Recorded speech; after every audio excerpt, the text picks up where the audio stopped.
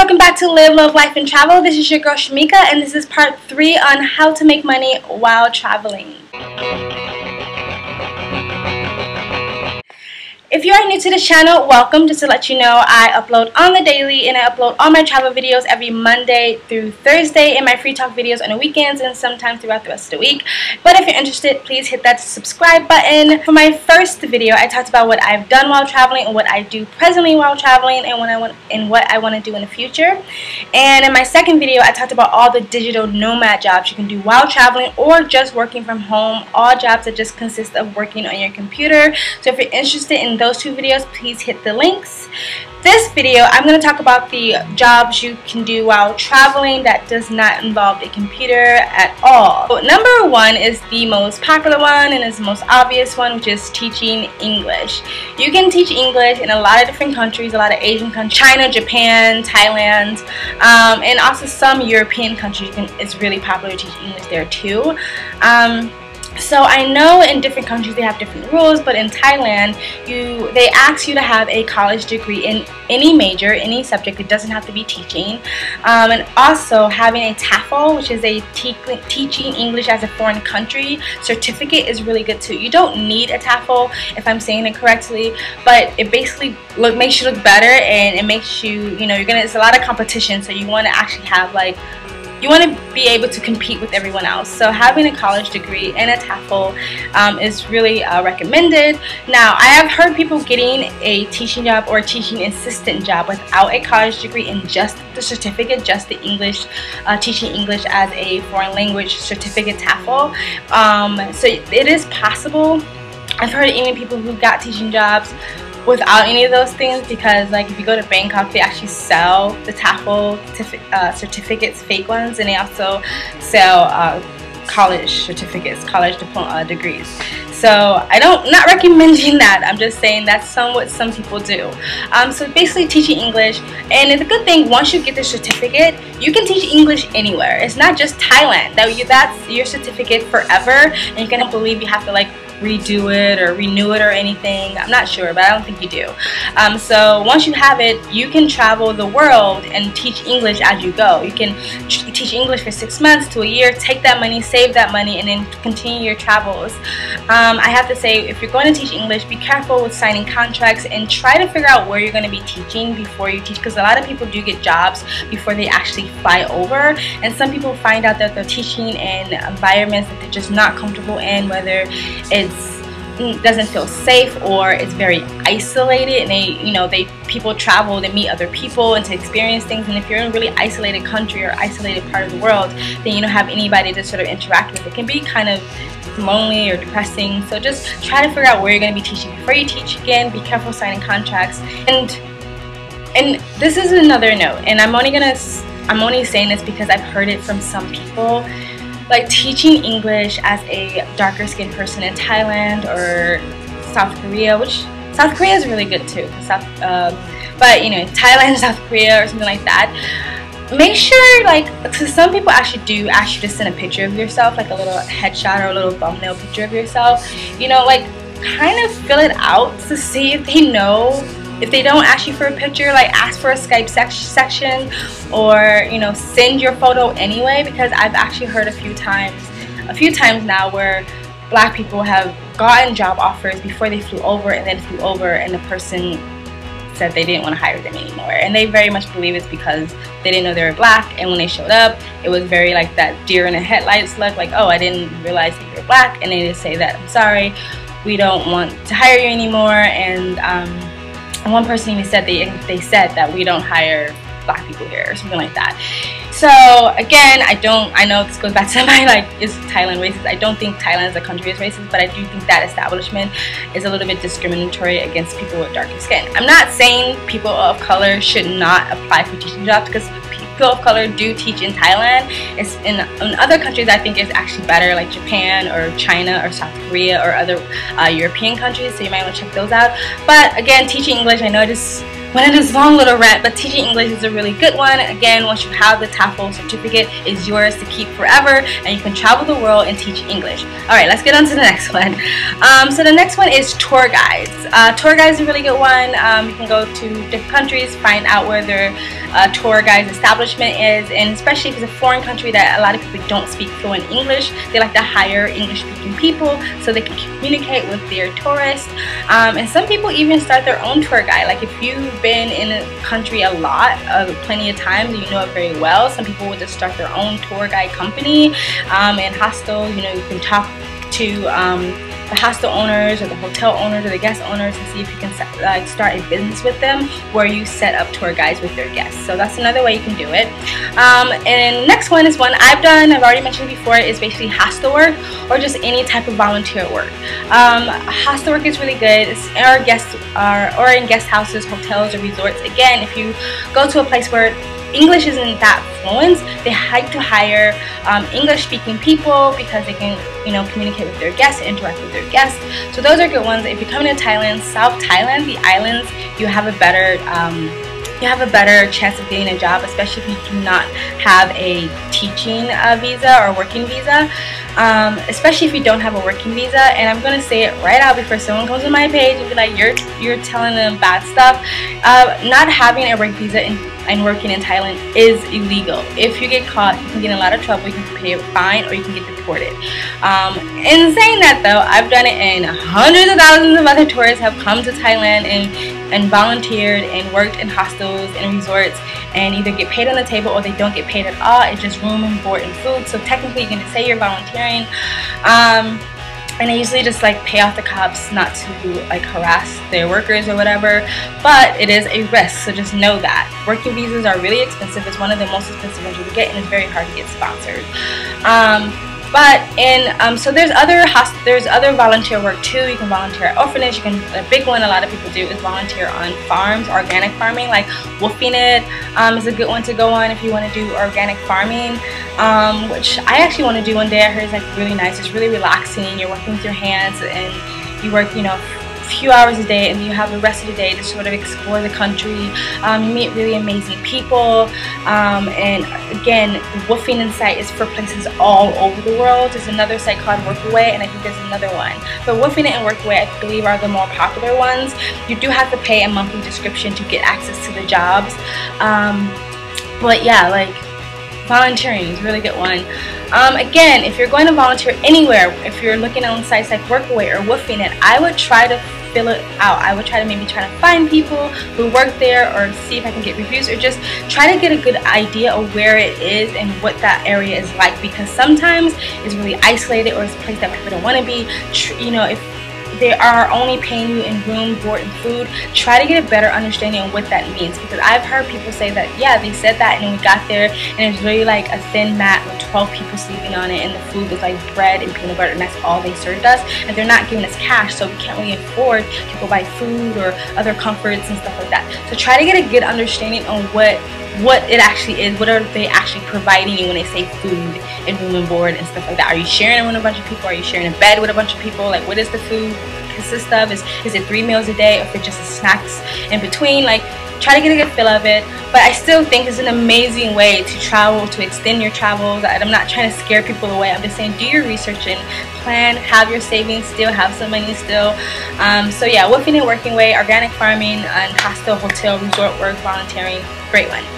The next one is fitness instructor. So a lot of people actually do this on their own. A lot of people who are really into fitness are really into yoga. Yoga I've seen more of, especially here in Chiang Mai, because a lot of people are into yoga, will just set up their own yoga classes. They would go to different cafes and they would put up flyers saying, hey, free yoga in a park, and please just donation please, or they'll charge a small amount. Donations seem to go along better because that's just sort of the environment that we're in, and people are willing to donate money. Like, you know, people aren't going to be assholes most of the time. They're not going to be assholes and take your services without donating anything. And if you do it enough time, you know, get enough money to at least buy food or continue your travel. So a lot of people do that, and the more you do it, the better reputation you get, and maybe you can start charging a higher amount, or people are willing to donate more if they really feel like that your teachings are legit. So that's another one you can get into.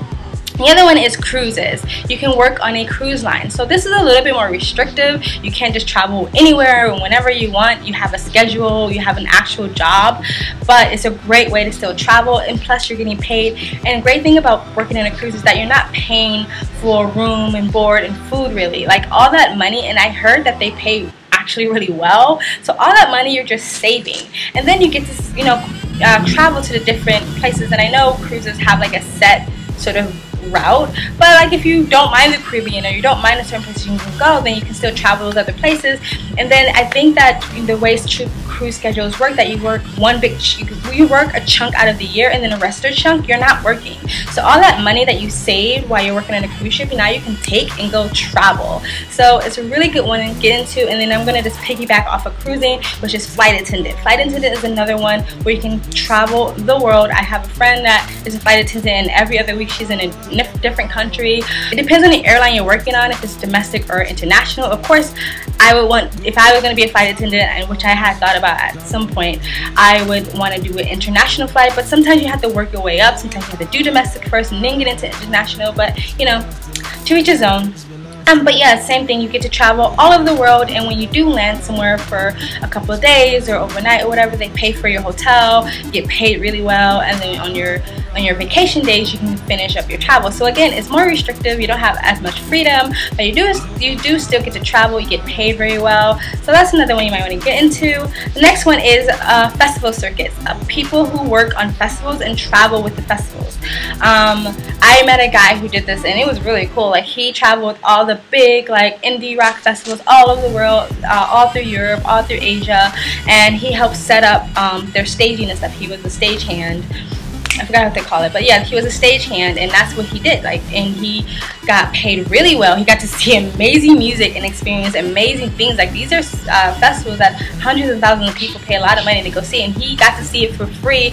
You know, he just set up the stage, and then he sat back and he got to just enjoy the rest of the festival, and he got paid well, and he got to travel the world with the bands. And then when they were on off season, like the colder seasons maybe, he got to take his money and travel the world. So that might be something you want to get into. Another one is dive instructor. So to get your certificate to become a master diver, or to be eligible to become a dive instructor, does take money. It's an investment. You have to take a lot of courses. You have to reach a certain amount of levels where you can be eligible to now become a dive instructor and get that certificate. But once you have it, just like TAFL, just like the teaching English certificate, is yours now forever, and you can travel the world. As long as they have an ocean anyway, as long as they have somewhere where you can dive, you can travel there and apply to become a dive instructor. So a lot of people like that, because a lot of people are passionate about diving. You can interact with people. The pay can be iffy. The pay is up and down. Sometimes you get paid well, sometimes you don't, but you can find a place in the world where they do diving. You can get a diving job, and then you can live there, and you can stay there for a year or so, and then move on to the next place. So the next one is, I don't know if I can say this right, Amper. It's like a traveling nanny, basically. It's basically you travel the world. So you can either, some people find families in their hometown who are about to start traveling, and they will just hire a nanny before they start traveling, and the nanny will travel with them. Or you can go to a different country and just become a nanny in that country. And I don't know why they call it Amper, but I guess it's just like a travel nanny. I don't know why they can't just say travel nanny, but that's basically what it is.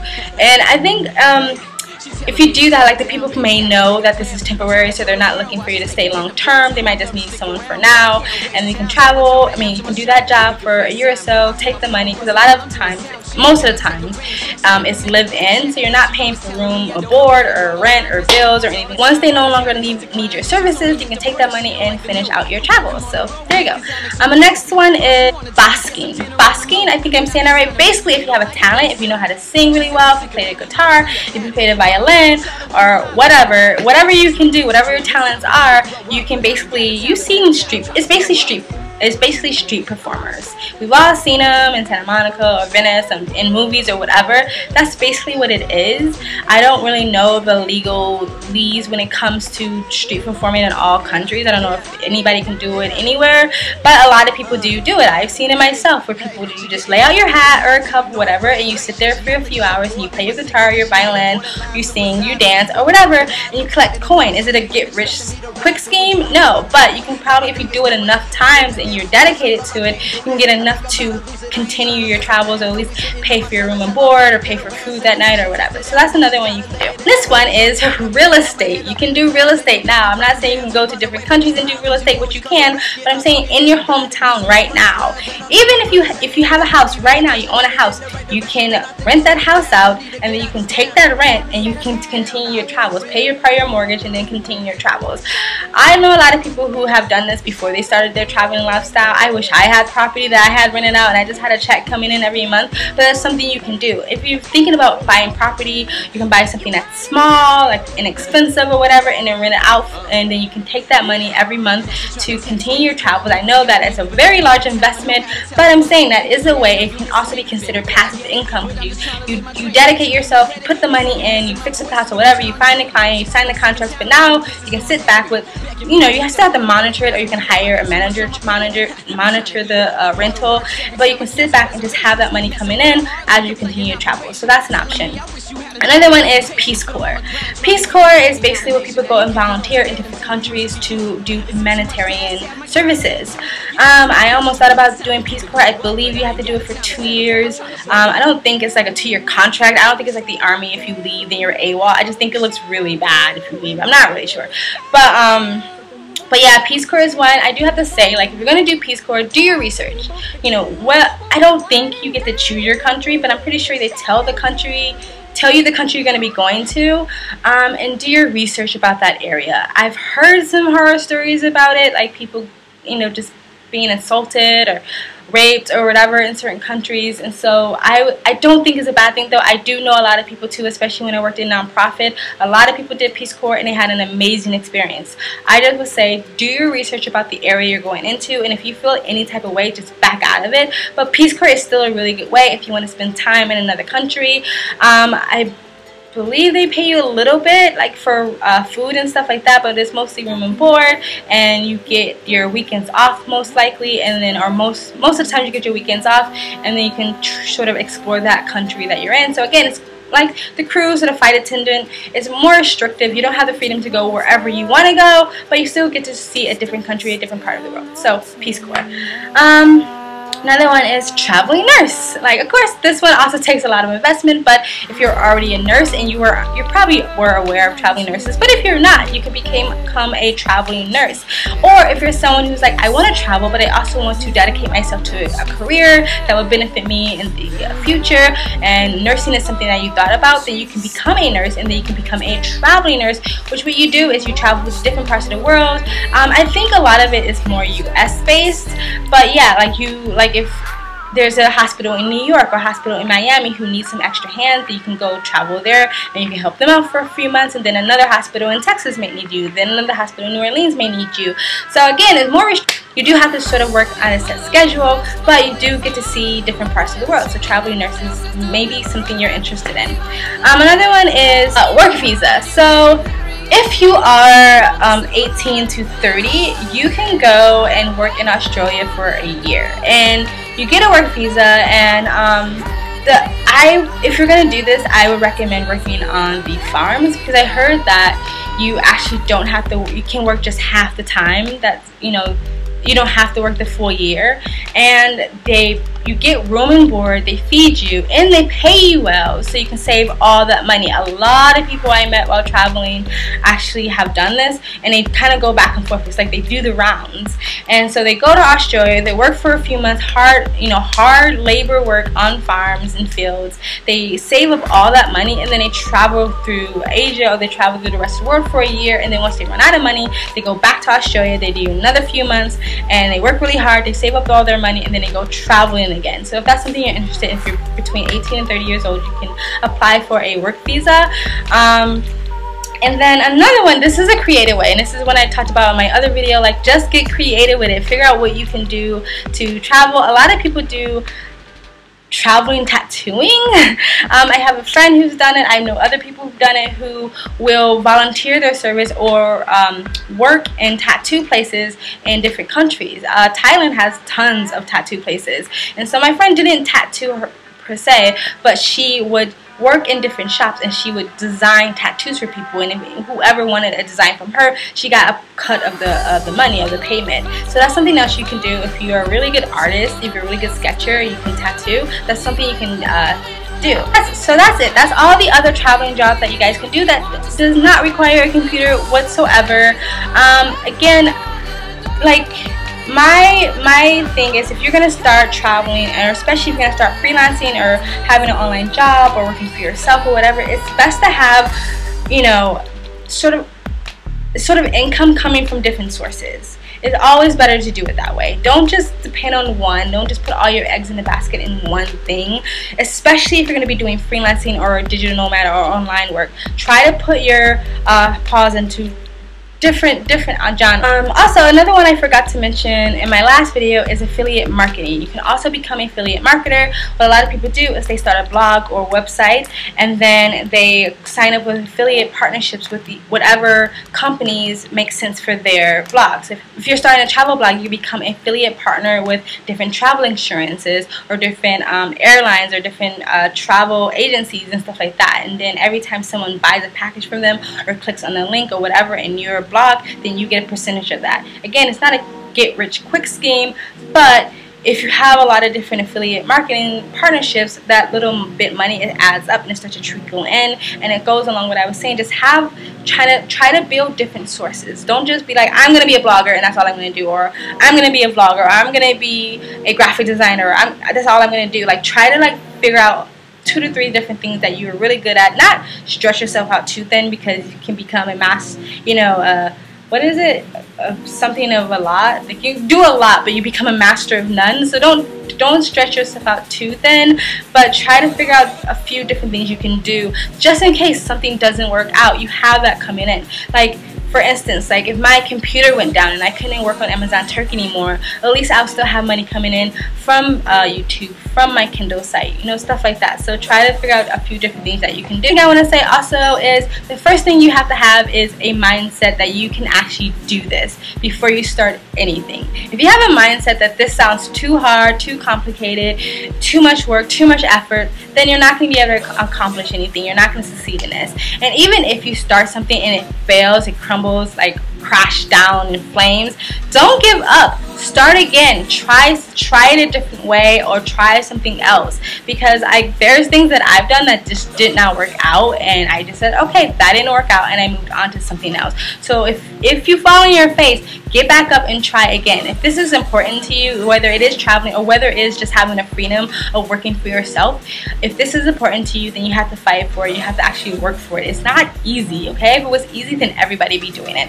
Alright, that's it, guys. That is all my jobs. That's all the jobs. I did my digital nomad jobs, and now I did my jobs where it doesn't require a computer.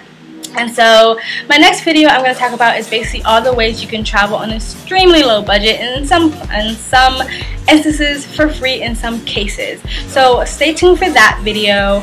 And that's it. If you have any questions, or again, if you want me to go into detail about any of the things that I said, please leave a comment below. I will make a separate video talking about that particular thing. If you have any comments in general, please leave a comment below. And if you like this video, please like it. If you want to share this video, please share it. It really helps, guys. And if you want to continue on my crazy journey called life, please subscribe. Thank you from Live, Love, Life, and Travel.